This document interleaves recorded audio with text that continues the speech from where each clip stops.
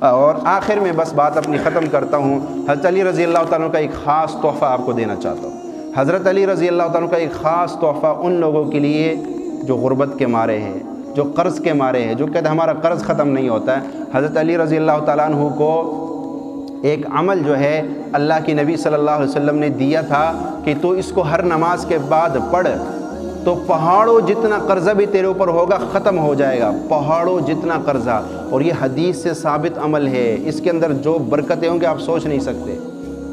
فرمایا پہاڑوں جتنا قرضہ بھی تیرے اوپر ہوگا کیا ہو جائے گا؟ ختم ہو جائے گا۔ ہر نماز کے بعد 7 مرتبہ اس دعا کو پڑھ، اللہم اکفنی بحلالک عن حرامک واغننی بفضلک عمن سواک۔ اللہم اکفنی بحلالک عن حرامک واغننی بفضلک عمن سواک۔ جو بندہ اس دعا کا اہتمام کرے گا ہر نماز کے بعد، اگر وہ مقروض ہے اس کا قرض ختم ہو جائے گا، اگر مقروض نہیں ہے تو کبھی زندگی بھر مقروض نہیں ہوگا۔ یہ آخری تحفہ آپ کو دے کے اپنی بات ختم کرتا ہوں۔ وما علینا